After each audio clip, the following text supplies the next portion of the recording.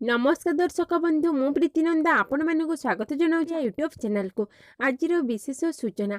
आज राति काली राति प्रबल बर्षिब वर्षा बात्या को नहीं ताजा सूचना। 4टी जिले में वर्षा सह अधिक रवन बेग आज राति काली राति जाए निर्धूम छेंचब 12 घंटा जाए 70-80 किमी पवनर बेग। भिडियोटी को आरंभ करने पूर्व कही रखुची जदि आपण मैंने प्रतिदिन एमती किसी वर्षा संबंधित अपडेट पाइबा चाहते ताहले आम चैनल को सब्सक्राइब करते और पाखरे आसुवा बेल बटन को दबाई दिंतु। ताहले एबे आसंतु जानिबा वर्षा संबंधित किसी अपडेट।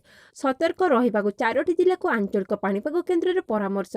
बालेश्वर, जगतसिंहपुर, केन्द्रापड़ा और भद्रक जिला को सतर्क रहिबाकु कुहा जायछे। एही 4टी जिले में आज प्रबल अति प्रबल वर्षा हेबार संभावना रहिथिबा आकलन करिछि आंचलिक पाणीपाग केन्द्र। तेबे संध्या बेलକୁ वर्षा और पवनर बेग बढ़िबा सह आगामी 12 घंटा पर्यंत एही सब जिले में घंटा प्रति 70-80 किलोमीटर पर्यंत बेगरे पवन बहिबार संभावना रहिथिबा आकलन करिछि पाणीपाग विभाग।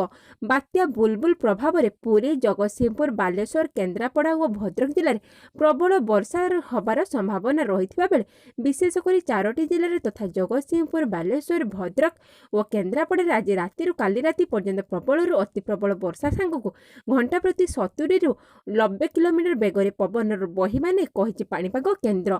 तेबे फनी ठारू बात्या बुलबुल प्रभाव कम रहिबो बोली कहिछि पाणीपाग विभाग। सुंदर बनर डेल्टा अंचल रे स्थलभाग छुईब बात्या बुलबुल। तेबे लैंडफॉल बेले पवनर बेग 100-120 किलोमीटर बेगरे पवन बहिब। समस्त बंदर रे 3 नंबर विपद संकेत जारी कला पाणीपाग विभाग। ताले दर्शक बंधु यह थिला आजिर अपडेट। आजिर भिडियोटी एतिकी। भिडियोटी देखिथिबारु धन्यवाद। जदि आपनको आमर एही अपडेट भल लागिछि ताले हमको लाइक करंतु, कमेंट करंतु एवं आपनको सांगमानक सहित शेयर करंतु। पुणी देखा नुआ को भिडियो सेतल पर्यंत हमको विदाय दियंतु। आपनको दिनटी शुभ हेउ।